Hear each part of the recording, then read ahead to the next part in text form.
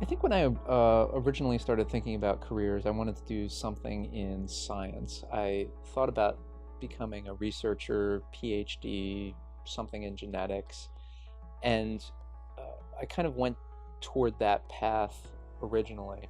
And when I was an undergrad, though, I remember kind of a seminal experience for me. I was delivering Chinese food. I was working part-time, and one of my professors, I knocked on the door to a dumpy apartment, and uh, he answered the door, and uh, he was someone who had spent a lot of time in academia, and he kind of took me aside, not then, but later on, and said, if you want to uh, really do something, don't go into research, go into medicine, and you can do research if you do medicine. And so I ended up going to medical school, changing my plans a little bit. When I was in medical school, I initially thought I wanted to do cardiology or perhaps emergency medicine. That was kind of hot in the early to mid 90s. And then I did a month in the cardiac cath lab, and I was really bored out of my mind. And when I did my psychiatry rotation, it was really quite interesting. The patients were fascinating. I got cursed out by one, and I thought that was kind of neat, actually. So I decided to change my trajectory and go into psychiatry. I had two parents who were psychologists, actually, so I think that probably it was a little bit in my DNA, but neither of them was actually strongly encouraging of me to go into the mental health field, so I kind of had to come to it on my own.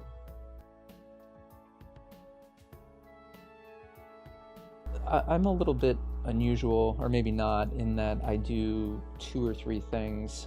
I have a part of my kind of career is that I work for the County of Los Angeles, and I have 40 hours a week that I do that. In my private practice, I work about 15 to 20 hours a week, and probably about 70% of that is clinical work, and about 30% is forensic work. That is where mental health / psychiatry and the law interface. And I would say that of my clinical practice, probably about 70% is children and adolescents, and maybe 30% is adults. Really, my referrals seem to come by word of mouth primarily. When I initially started, I got a lot of referrals from previous supervisors and mentors at UCLA, and then as time went on, I got more referrals from therapists with whom I've worked, from school districts who had been referred to me through various channels. And then there was kind of a reciprocity in those relationships, and if you did a good job with one patient and were kind of good working with a particular source, then they would refer to you again. Sometimes you'll get referrals from friends of people, or from individuals you've treated or you've treated their children. They'll refer you to their friends if they have a child that might have similar issues or different issues that would respond to mental health treatment. So I think for me it's been primarily word of mouth, although I do have a website, and I sometimes will kind of network via social events or coffee or meals with different professionals in the community.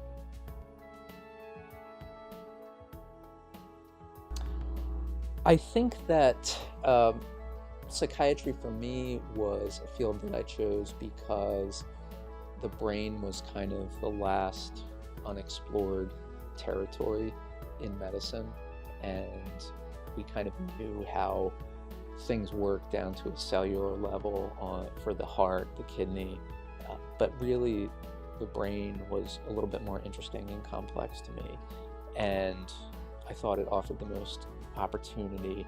I really liked putting people's stories together, getting to know people, and I actually found the therapy aspect of psychiatry more interesting than the medications. The medications are very helpful too, but I think that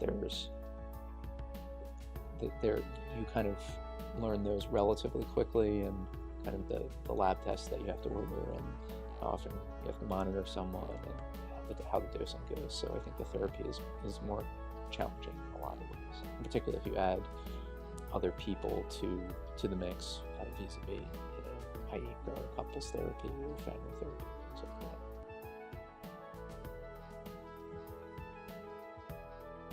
I think that it's different depending on the setting.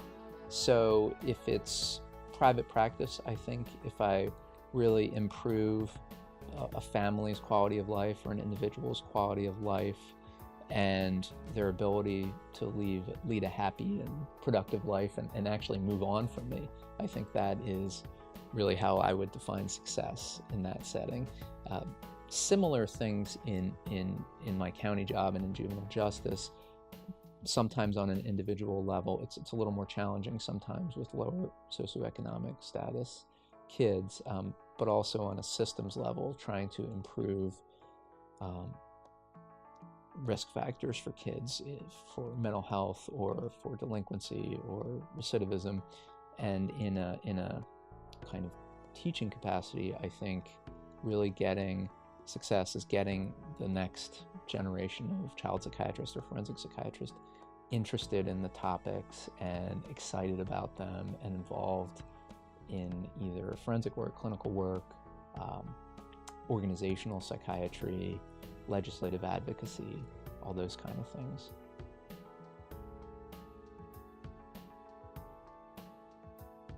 I think that for me, it happened a little bit more organically. Luckily, I didn't have to go out at the beginning and do a ton of marketing. I was only, because I had a full-time job, I was only looking for about 10 to 15 hours a week initially. And so I got referrals from former supervisors and mentors and other sources, and I had some forensic psychiatry work to fill in the gaps. But if I had advice for people, I would say that being responsive and available is really crucial. I think patients really appreciate that, and different people have different ways they go about doing that, but I'm okay. Maybe it's because I'm from a medical background. I answer calls on the weekends or sometimes on vacation even. I try not to do that as much, but I think being able to get back to people relatively quickly, they really appreciate that, and in some ways don't expect that. I think that, I know it's a little bit of an uncharted territory, but I think using electronic forms of communication is a good tool. I think the younger generation really responds much better to iMessage, text messaging, to the extent that you can do that semi-securely, email. So I think all those things can make our life easier and patients' life easier and help us do things more efficiently. But I think just being available is a really kind of crucial component, and responsive, and obviously all the other things that a good psychiatrist or therapist is: empathic and very competent. So the website, that's the bulk of, I think, of the marketing that I've done.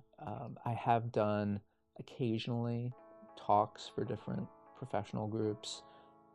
I've talked to different schools, administrations, more informally than formal talks, I would say. But those things have borne of varying degrees of fruit, I think, as far as that goes.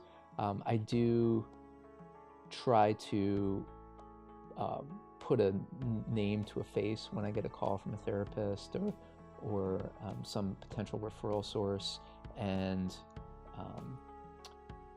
meet them face to face, or at least telephonically or FaceTime.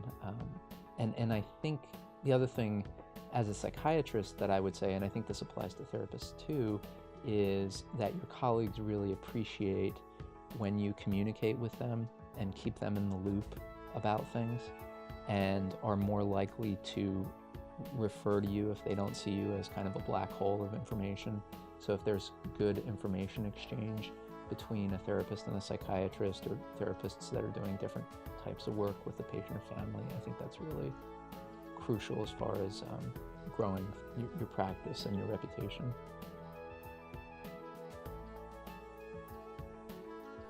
The way I've structured it myself is I try to do 4 pretty hard days, and then I try to keep the weekends open as much as I can for my family and for my kids. And I have a lot more flexibility on Mondays and Wednesdays as far as going to baseball games or softball games or tennis matches or things like that.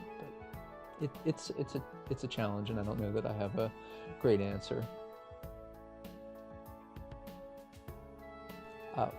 I do in voluntary clinical faculty supervision at UCLA and at USC, so I teach over there both didactics to the forensic and the child and adolescent fellows, and then I supervise the UCLA fellows, child fellows, their forensic rotation.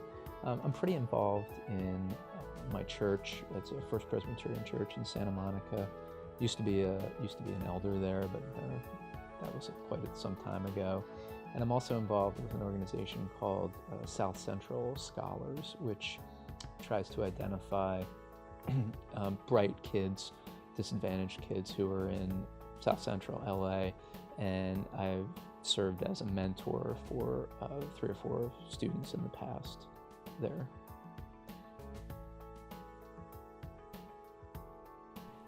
I think it's hard to go right into full-time private practice for a lot of people, because you have to kind of build up and fill up your time. So my advice would be to kind of titrate things up.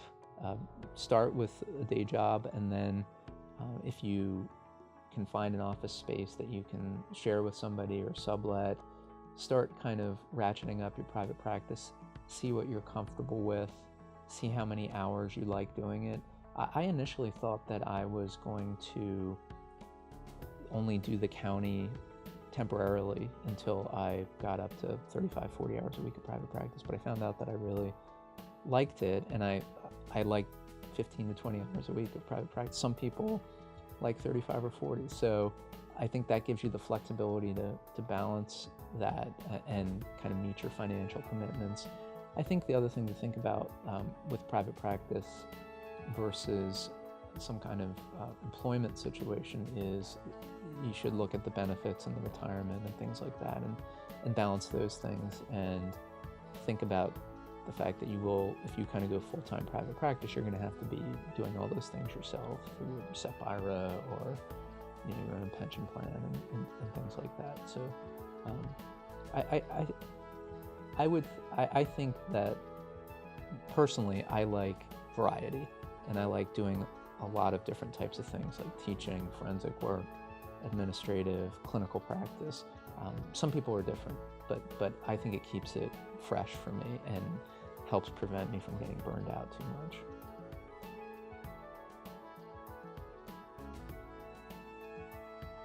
I actually find the most rewarding, well, I really like working with individual patients, obviously, but on a kind of societal level, I really like working with judges and legislators and policymakers to kind of inform them about the science and the data and help them make decisions based on that, as opposed to just their gut instinct or some kind of preconceived notion that they may have.